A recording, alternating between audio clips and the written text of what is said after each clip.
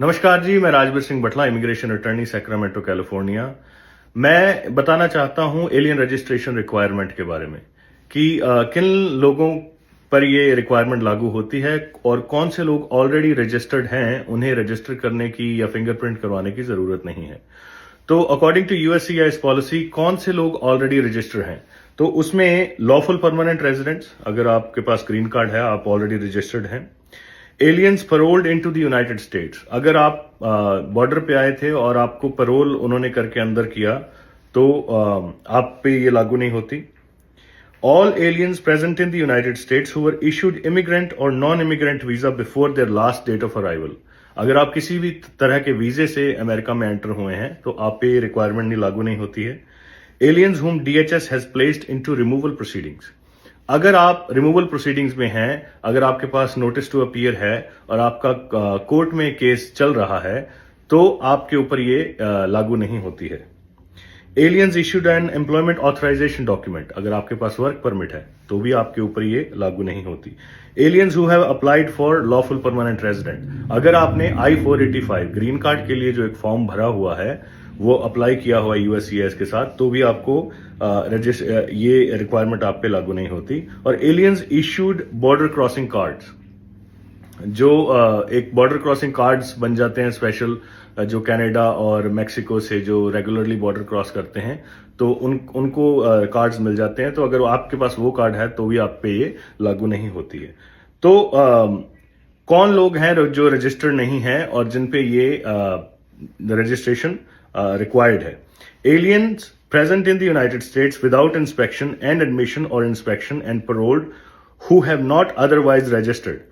So अगर आप aliens, अगर कोई बंदा जिन्होंने इलीगली क्रॉस किया है और उन्होंने कोई भी जो ऊपर वाले फॉर्म्स अभी बताए हैं वो फॉर्म्स वगैरह उन्होंने नहीं भरे, अगर कोई इलीगल क्रॉस किया और कोई भी इमिग्रेशन के साथ फॉर्म नहीं भरा तो उनके ऊपर ये लागू होती है। Canadians visitors who entered the United States at land ports of entries and were not issued evidence of registrations. So Canada से जो विजिटर आते थे, क्योंकि वहां ज्यादा पूछताछ नहीं होती थी, तो अगर कोई भी कैनेडियंस यहां आते हैं तो उनके ऊपर ये लागू होती है requirement. Aliens who submitted one or more benefit requests to USCIS not listed in 8 CFR 2641A, including applicants for deferred actions or temporary protected status who were not issued evidence of registration listed. So, अगर आपने deferred action की application लगाई थी या TPS की, जैसे डाका के होते थे या टीपीएस, जिन कंट्रीज के ऊपर ये टीपीएस उनको प्रोटेक्शन दी जाती थी, और अगर उनको रजिस्ट्रेशन डॉक्यूमेंट इशू नहीं किया तो उनके ऊपर ये लागू होती है। सो अगर इसको आसानी से समझें, अगर आपका असाइलम केस लगा हुआ है, नोटिस टू अपीयर आपके पास है और आपका कोर्ट में केस है, तो आपके ऊपर ये रिक्वायरमेंट लागू नहीं होती। आप अगर किसी वीजा से यहां आए थे तो आपके ऊपर ये लागू नहीं होता। अगर आपके पास एम्प्लॉयमेंट कार्ड है, एम्प्लॉयमेंट ऑथराइजेशन का ईएडी कार्ड जिसे वर्क परमिट बोलते हैं, वो है, तो भी आपको जरूरत नहीं है।